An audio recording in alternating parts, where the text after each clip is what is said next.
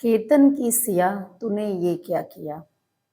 एक न्यूज़ बहुत ज़्यादा ट्रेंडिंग में है, बहुत ज़्यादा वायरल है और आप सभी इसको जान रहे होंगे कि ये अभी भी चल रहा है और कोर्ट में इसका केस चल रहा है और सिया को जेल भेजा गया है। तो ये केस कुछ अलग ही तरीके का केस था, जैसा कि आप सभी ने देखा होगा कि एक लड़के को और एक रिचेस्ट यानी करोड़पति लड़के को कैसे एक लड़की प्लानिंग करके और मारती है। नमस्कार दोस्तों, मैं हूँ अर्चना द्विवेदी। स्वागत है आप सभी का मेरे यूट्यूब चैनल अर्चना क्लासेस पे। तो चलिए शुरू करते हैं आज का एक टॉपिक, केतन की सिया तूने ये क्या किया। तो केतन की सिया आप सबको पता होगा ये न्यूज़। और 18 जून को ये घटना हुई जब केतन को सिया ने लोहगढ़ ले जाके और वहाँ से धक्का दे दिया और हमेशा के लिए उसको इस संसार से विदा कर दिया। तो क्या आप जानते हैं कि इसके पीछे कहानी क्या है? क्यों सिया ने धक्का दिया, क्यों मारा? ये सिया का कुछ अलग ही केस है और भी ऐसी घटनाएं हुई हैं, लेकिन उसमें ये कहा गया कि लड़का गरीब था, लेकिन यहाँ कहानी उल्टी है। यहाँ लड़का बहुत ही अमीर था, उसके बावजूद ऐसा हुआ। तो कहानी जो अभी शुरू होती है, जो कहाँ से शुरू होती है, मैं आपको बताती हूँ।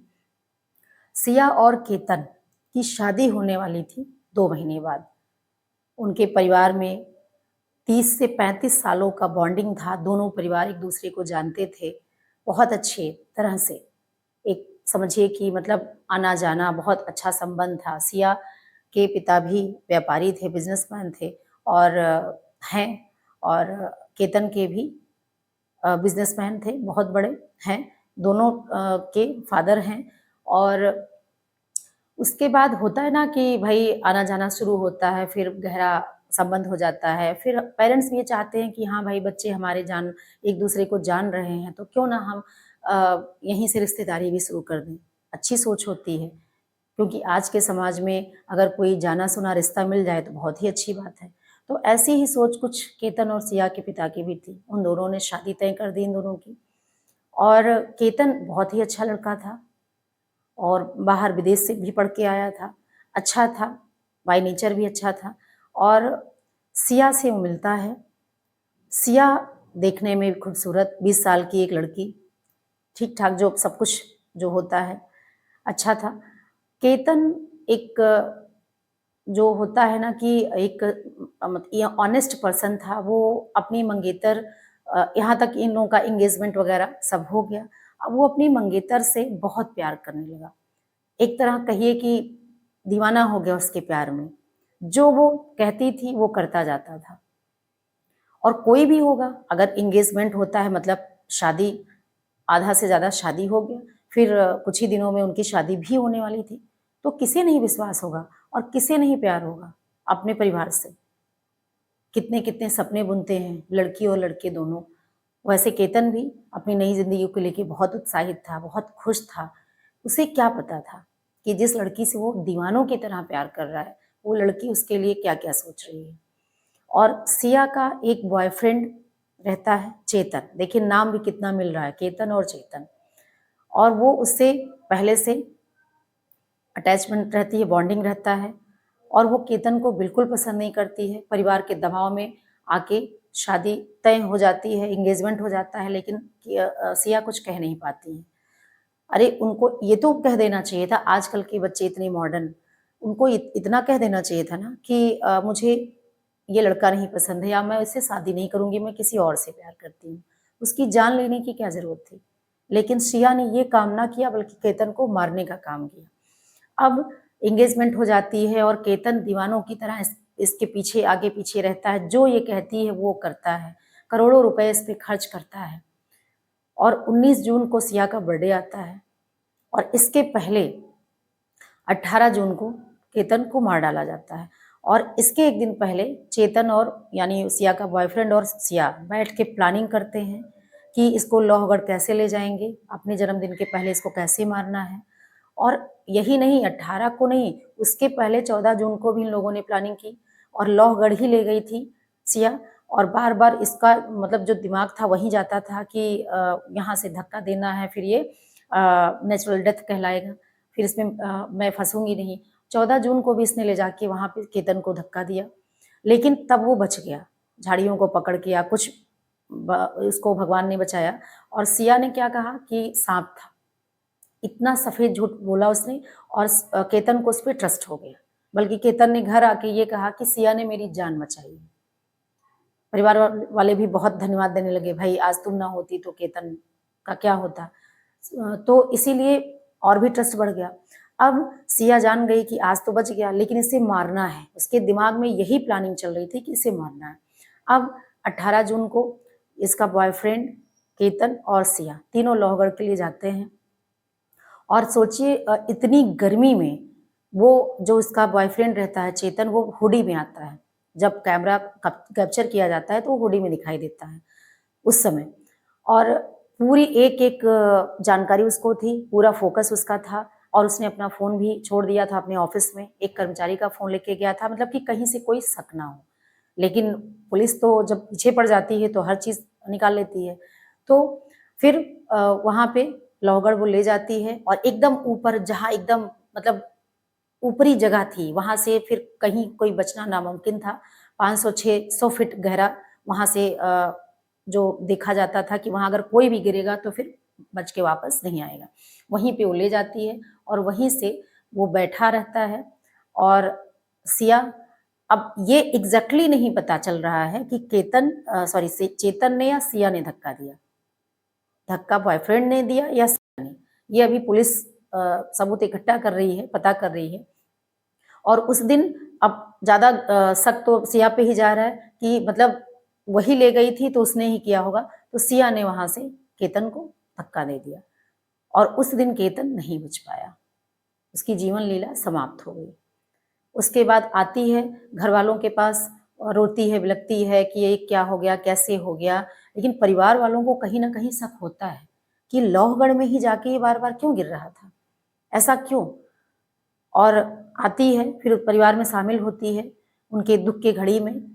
और केतन की जो बहन थी, उसका एक क्वेश्चन, उनका एक क्वेश्चन, सिया के ऊपर पूरा शक सबका चला जाता है। उनका एक क्वेश्चन कि आखिर केतन गिरा कैसे, यही एक क्वेश्चन सिया को शक के घेरे में डाल देता है, क्योंकि वो उत्तर नहीं दे पाती है, उसकी जबान लड़खड़ाती है, वो बोल नहीं पाती है। इसीलिए तो इस तरह जब सिया बोल नहीं पाती है तो शक गहरा होता है कि सिया ने ये चीज़ किया था। और परिवार वाले फिर और जांच पड़ताल करते हैं धीरे धीरे। मोबाइल्स आजकल है ही है, ऑनलाइन चीज़ें निकल ही जाती हैं। जो चैट निकाला गया, उनके कॉल डिटेल्स निकाले गए, सब कुछ निकाला गया। और लास्ट में आप देख ही रहे हैं कि सिया और चेतन जो उसका बॉयफ्रेंड दोषी पाए गए और उनको, सिया को इस समय जेल में भेजा गया है। लेकिन कहते हैं ना, आजकल कलयुग है, इंसाफ यानी कानून अंधा होता है। तो रिचेस्ट पर्सन तो है ही हैं, बड़े बाप की बेटी हैं, तो उनको पूरा ट्रस्ट है, पूरा कॉन्फिडेंस है, ओवर कॉन्फिडेंस है कि मैं जेल में ज़्यादा दिन नहीं रहूँगी। इसलिए वो बाहर भी आके जब जा रही थी तो उन्होंने बोला कि ज़्यादा दिन रहने, उनके वकील भी बोल रहे हैं कि ये केस मैं ही जीतूंगा और मैं सिया को छुड़ा लूँगा, सिया ज़्यादा दिन अंदर नहीं रहेंगी। यही हाल हुआ था इसके पहले राजा रघुवंशी में। तो मतलब आजकल की जो लड़कियां हैं, 20 साल की सिया, उसके दिमाग में ये मास्टरमाइंड कहाँ से, वो क्या कैसे बना लिया उसने। वो ये भी तो कह सकती थी कि मैं शादी नहीं करूंगी, सिंपल। सिया भी खुश रहती, केतन भी खुश रहता। जबरदस्ती तो कोई शादी करवा नहीं देता, लेकिन उसने ये ना कह के केतन को मारने का प्लान चुना। तो कहने का मतलब है कि आज के युवा कहाँ से कहाँ जा रहे हैं। छोटी छोटी बातों को अपने दिमाग में एक बड़ा रूप देके उसको सातिर दिमाग बना के कुछ अलग ही प्लानिंग करने लगते हैं। एक इकलौता चिराग केतन हमेशा के लिए चला गया, सोच लीजिए उनके माँ बाप पे क्या बीती होगी। और अभी हाल ही में केतन के जो ग्रैंडफादर थे, दादाजी, उनका भी हार्ट अटैक से निधन हो गया अपने पोते के गम में। सोचिए, 2-2 मृत्यु वहाँ पे हो गई। वो परिवार कैसे जिंदा है? लेकिन और सिया की एक छोटी सी गलती, अगर सिया ने सारे परिवार के सामने ये कह दिया होता कि मुझे शादी नहीं करनी है, तो आज का कानून है, वही लड़कियां, अगर लड़के या लड़की को नहीं शादी करनी है और वो समझदार हो गया है, 18 प्लस हो गया है, तो उसे कोई भी जबरदस्ती शादी नहीं करवा सकता। लेकिन सिया की एक छोटी सी गलती ने सब कुछ बर्बाद कर दिया। और पता है आपको कि सिया का बर्थडे 19 जून को था और 1 महीने पूरा प्लानिंग केतन कर रहा था कि पूरा पूरा उसको एक गिफ्ट के रूप में वो पूरा महीना सिया का बर्थडे मना रहा था। तो सोचिए कितना अच्छा इंसान था वो, और सिया पे पूरा पूरा पूरा भरोसा करता था, किसी को भी हो जाए, ये थोड़ी पता था कि सिया क्या करने वाली है। तो कहने का मतलब, मेरे कहने का मतलब मैं यही है, आपसे कहना चाहती हूँ कि आज के बच्चे, आज का जनरेशन में क्या है, क्या हो रहा है, इनको क्यों नहीं पता है कि हम अपनी ही लाइफ को बर्बाद कर रहे हैं। अगर वो शादी कर लेती या इनकार कर देती तो दोनों परिवार खुश रहते, सुखी रहते। थोड़े दिन के लिए मनमुटाव होता, लेकिन धीरे धीरे सब सही हो जाता। लेकिन ऐसा क्यों नहीं हुआ? पढ़े लिखे जो आज के जनरेशन युवा हैं, ये क्यों इस तरह का काम कर रहे हैं? कितना गलत है ये। तो आज के युवाओं को समझने की जरूरत है कि हम पढ़ लिख के अनपढ़ जैसा काम क्यों कर रहे हैं, समझदारी से क्यों नहीं अपना डिसीजन ले पाते हैं। तो यही आज का टॉपिक था, और मेरा यही आपसे एक विनम्र रिक्वेस्ट है, अनुरोध है कि बच्चों, आज के जो आप जनरेशन हो, कल का भविष्य हो, आप भारत का भविष्य हो, आप ऐसे काम ना करो कि आप खुद अपनी लाइफ ही बर्बाद कर लो, आपके माता पिता जीते जी मर जाएं। ऐसा काम मत करना, क्योंकि आपको बहुत आगे जाना है, आपको इस देश को आगे ले जाना है। अगर आप ही ऐसा काम करने लगे तो इस देश का क्या होगा? इसीलिए तो माँ बाप पढ़ाते हैं ना, कि पढ़ लिख के आपका दिमाग विकसित हो, आप अच्छे फैसले लें। लेकिन पता नहीं आज के जनरेशन को क्या हो गया। मुझे बहुत अजीब सा फील होता है, चिंता होती है आजकल के युवाओं को देखकर कि आखिर ऐसा क्या है। तो ये है आज का मेरा संदेश, और आई होप कि आपको अच्छा लगा होगा। और फिर नए एक न्यूज़ के साथ, नए ट्रेंडिंग न्यूज़ के साथ फिर आपसे मुलाकात होगी। तो आई होप कि आप लोग आज के वीडियो से कुछ सीखेंगे और अपने फैसले को उचित बनाएंगे, अच्छा करेंगे, और आपके घर वाले भी उससे सुखी रहेंगे। इसी उम्मीद के साथ मैं अपने टॉपिक को ख़त्म करती हूँ। Bye bye, take care.